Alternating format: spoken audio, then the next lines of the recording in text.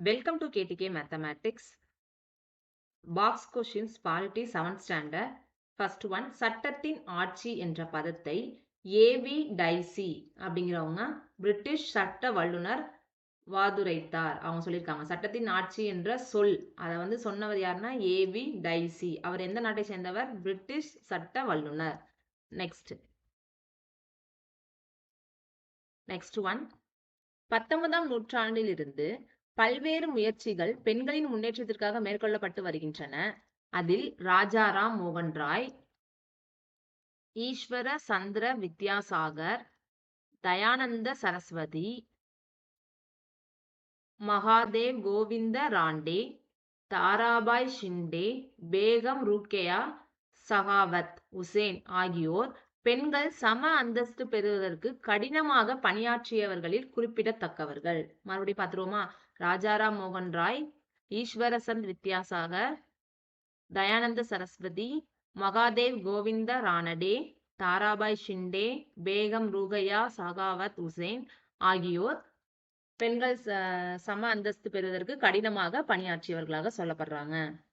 Next, தேர்தல் ஆணையம் அப்படின்ற ஒரு சட்டப்பூர்வமான அமைப்பு எங்க இருக்கு அப்படின்னு பார்க்க போறோம். இந்திய தேர்தல் ஆணையம் தேர்தல்களை நடத்துவதற்கு அதிகாரம் கொண்ட ஒரு சுதந்திரமான அரசியலமைப்பு, சட்டப்படியான ஒரு அரசியலமைப்பு. இதன் தலைமையிடம் புதுடெல்லியில் அமைந்துள்ளது. இதன் தலைமையிடம் எங்க அமைந்துள்ளது? புதுடெல்லி.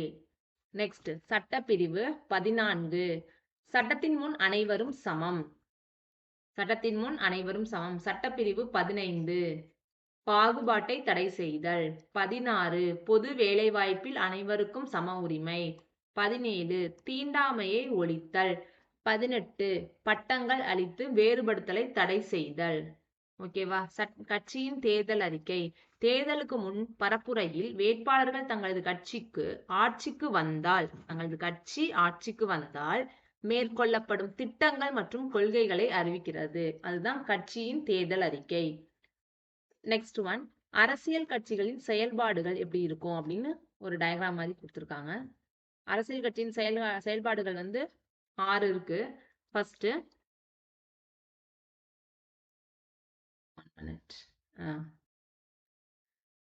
வழங்குதல், நேர்மையான எதிர்ப்பு, பொறுப்புடைமை, ஸ்திரத்தன்மை வழங்குதல். பரிந்துரைத்தல், தேர்ந்தெடுக்கப்பட்ட அலுவலகத்திற்கு தனிநபரை பரிந்துரை செய்தல்.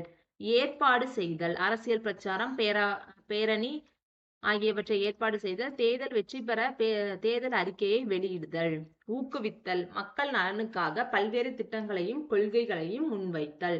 ஒருங்கிணைத்தல், சமுதாயத்தையும் அரசையும் இணைத்தல். தேர்ந்தெடுக்கப்படும் உறுப்பினர்களை ஒருங்கிணைத்தல். ஆட்சி அமைத்தல், அரசாங்கத்தை ஏற்படுத்தி இயக்குதல், பொதுவான கொள்கையை உருவாக்குதல். ஃபர்ஸ்ட் ஒன், வழங்குதல், பரிந்துரைத்தல், ஏற்பாடு செய்தல், ஊக்குவித்தல், ஒருங்கிணைத்தல், ஆட்சி அமைத்தல். நெக்ஸ்ட், தேசிய கட்சி, பிராந்திய மாநில கட்சி. ஃபர்ஸ்ட் தேசிய கட்சி என்னன்னு தேவை. மக்களவை தேர்தலில் 4 மாநிலங்களுக்கான சட்டமன்ற தேர்தலில் செல்லத்தக்க மொத்த வாக்குகளில் ஒரு கட்சி 6% வாக்குகளை பெற்றிருக்க வேண்டும். 6% ஓட்டு வாங்கியிருக்கணும்.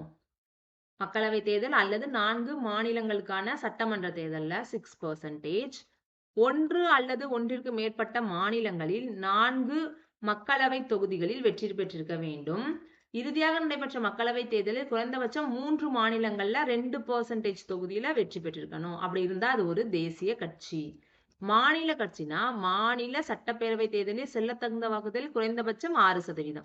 ஓகேவா? நெக்ஸ்ட், 25 தொகுதிகளுக்கு ஒரு மக்களவை தொகுதி அல்லது சட்டப்பேரவை தேர்தலில் குறைந்தபட்சம் 2 தொகுதிகளில் வெற்றி பெற்றிருக்க வேண்டும். அடுத்தது, மாநில சட்டமன்ற தொகுதிகளில் 3% தொகுதிகளில் வெற்றி பெற்றிருக்க வேண்டும். இங்க 3%. இந்த குறைந்தபட்சம் 2 மக்களவை தொகுதியில வெற்றி பெற்றிருக்கணும். ஓகே. சுயேட்சை வேட்பாளர் என்பவர் எந்த கட்சியிலும் சேராமல் தானாக மக்களவை அல்லது மாநில சட்டமன்ற தேர்தலில் போட்டியிடும் நபர். ஓகேவா? எங்கெங்க? மக்களவை அல்லது மாநில சட்டமன்ற தேர்தல். நெக்ஸ்ட், ஊடகத்தின் வகைப்பாடு. குறுகிய தொடர்பு ஊடகம், கேபிள் தொலைக்காட்சி, நேரடி அஞ்சல் கருத்தரங்கு. தொலைத்தொடர்பு, திரைப்படம், தொலைக்காட்சி, வானொலி. அச்சு ஊடகம் செய்தித்தாள், இதழ்கள், பத்திரிகைகள், புத்தகங்கள், சுவரொட்டிகள், அறிக்கைகள். இணைய ஊடகம் கூகுள் இணையதளம் மற்றும் வலைப்பதிவுகள். சமூக ஊடகம் கீச்சகம், முகநூல், புலனம், கட்செவி அஞ்சல், படவரி. அப்ப ஊடகம் எத்தனை வகைன்னு கேட்டாங்கன்னா நம்ம எத்தனை எழுதலாம்? 1 2 3 4 5 வகை இருக்கு. அப்ப ஊடகத்தோட வகை எத்தனை? 5. மக்களாட்சியின் கோட்பாடு. மக்களாட்சி என்றால் மக்கள் ஆட்சி செய்யப்படுதல் என்பதாகும். இது 2 கிரேக்க சொற்களால் ஆனது.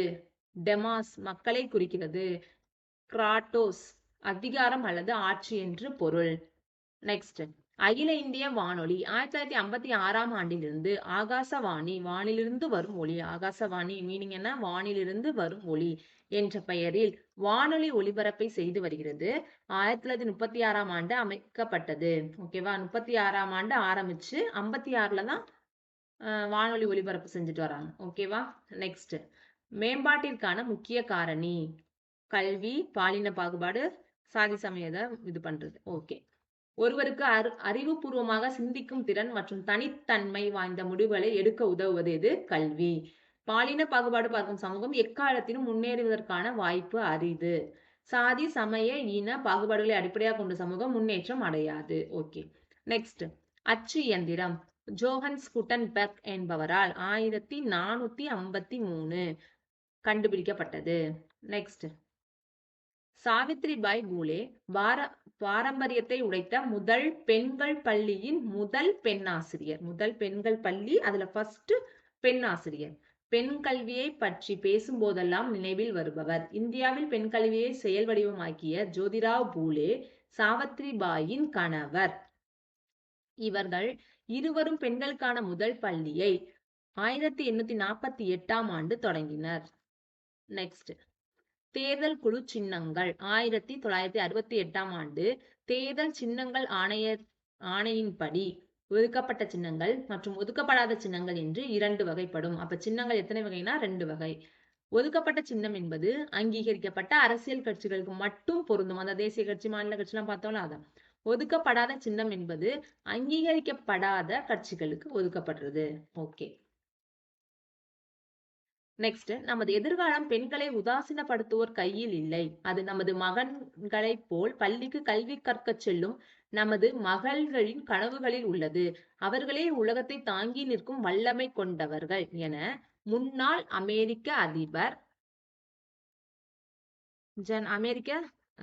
பராக் ஒபாமா ஐக்கிய நாடுகளின் பொது சபையில் 2012ஆம் ஆண்டு உரையாற்றும் போது கூறினார்.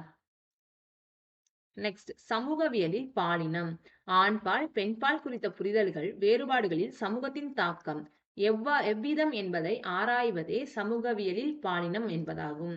விற்பனை செய்யப்பட்ட பொருள் திரும்ப பெறப்பட மாட்டாது.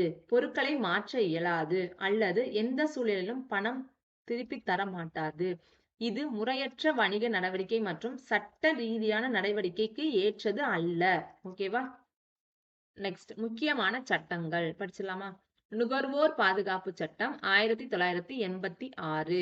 நுகர்வோர் பாதுகாப்பு 1986 தேசிய கல்விக்குழு அந்த வருஷம் தான். நெக்ஸ்ட், இந்திய தர நிர்ணய பணியகமும் 1986 தான். ஓகேவா? அப்ப நுகர்வோர் தர நிர்ணயம் அப்படின்னு வந்துச்சுன்னா 1986.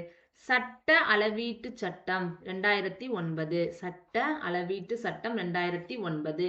அத்தியாவசிய பொருட்கள் 1955. 1955. கருப்பு சந்தைப்படுத்தல் தடுப்பு மற்றும் அத்தியாவசிய பொருட்கள் பராமரிப்பு. அத்தியாவசிய பொருட்கள் சட்டம்னு கேட்டாங்கன்னா 1955. அத்தியாவசிய பொருட்களின் பராமரிப்பு பொருட்களின் சட்டம்னு கேட்டாங்கன்னா 1980. 8 அடிப்படையான நுகர்வோர் உரிமைகள். அப்ப நுகர்வோர் உரிமைகள் எத்தனை கேட்கலாம்? வகை எத்தனை இருக்கு உரிமைன்னு கேட்டாங்கன்னா 8 உரிமை இருக்கு. அடிப்படை தேவைகளுக்கான உரிமை, பாதுகாப்புக்கான உரிமை, தகவல் அறியும் உரிமை, தேர்ந்தெடுக்கும் உரிமை, பிரதிநிதித்துவ உரிமை, குறை தீர்க்கும் உரிமை, நுகர்வோர் கல்வி மற்றும் உரிமை, தூய்மையான சுற்றுப்புற சூழலை பேணுவதற்கான உரிமை. நெக்ஸ்ட், இந்தியாவில் ஆண் பெண் கல்வியறிவு விகிதம் கொடுத்திருக்காங்க. ஓகே, ஒவ்வொரு 10 வருஷத்துக்கும் அதை அப்படியே பார்த்துக்குங்க. நெக்ஸ்ட், முதல் பெண் பெயர் நாடு. பிரதம மந்திரி, முதல் பிரதம மந்திரி யாரு? பெண் அப்படின்னு பாத்தீங்கன்னா சிரிமாவோ பண்டார நாயக்கா இலங்கை. அப்ப ஃபர்ஸ்ட் பிரைம் மினிஸ்டர் கேர்ள் யார் இருந்தா அப்படின்னா சிரிமாவோ பண்டார நாயக்கா இலங்கை. விண்வெளிக்கு போன முதல் பெண் வாலென்டினா தெரஸ்கோவா சோவியத் ஒன்றியம். நெக்ஸ்ட் எவரெஸ்ட் சிகரத்தை அளவிட்டவர் ஜான் கோ தபே ஜப்பான். அது மாதிரி ஞாபகம் வச்சுக்கலாம். நெக்ஸ்ட் ஒலிம்பிக்கில் தங்கம் வென்றவர் ஃபர்ஸ்ட் யாரு லேடிஸ்ல இது பண்ணாங்க அப்படின்னா Charlotte Cooper England. Charlotte Cooper England. ஓகேவா. சாரு இங்க் அப்படின்னு ஞாபகம் வச்சுக்கோ. சார் இங்க் பென் வச்சிருந்தாரு அப்படி வச்சுக்கலாம். கூப்பன்ல இங்க் பென்ல எழுதுனாங்க ஒலிம்பிக்ல அப்படின்னு ஞாபகம் வச்சுக்கலாம். Charlotte Cooper England. ஓகேவா. Next carpooling. ஒவ்வொருவரும் ஒரு இடத்திற்கு வழக்கமாக மகிழுந்தில் செல்லும் போது அந்த இடத்திற்கு அதிகமான மகிழுந்து செலுத்தப்படுகிறது. இதை தவிர்க்க மகிழுந்தில் பயண பகிர்வு மேற்கொண்டு ஒரு குறிப்பிட்ட இடத்திற்கு அதிக மகிழ்ந்து செல்வதை தடுத்தல். ஒரு பகுதியில் இருந்தோ அல்லது ஒரே வழித்தடத்தில் தினந்தோறும் மகிழுந்து மற்றும் இருசக்கர வாகனத்தில் செல்பவர்கள் அதே இடத்திற்கோ அல்லது அதே தடத்தில் செல்பவர்களை உடன் அழைத்து செல்லுதல். அதுக்குதான் பேர் என்ன? Car pooling. நெக்ஸ்ட் ரக்ஷா பாதுகாப்பான வாகன இயக்ககம். ரக்ஷா ஒரு தானியங்கி கருவி. ரக்ஷா அப்படிங்கிறது என்னது? ஒரு தானியங்கி கருவி. அது வாகனத்தில் பொருத்தப்பட்டு வாகனம் தற்போது எங்கு உள்ளது என்பதையும் வாகனத்தின் இயந்திரத்தின் செயல்பாட்டையும் கவனிக்க உதவுகிறது. வாகனத்தின் பதட்ட நிலையையும் உடனடியாக வெளிப்படுத்துகிறது. தேங்க்யூ. லைக் பண்ணுங்க, ஷேர் பண்ணுங்க, கமெண்ட் பண்ணுங்க, சப்ஸ்கிரைப் பண்ணுங்க. நெக்ஸ்ட் வீடியோல 8th பார்ட்டி பார்க்கலாம்.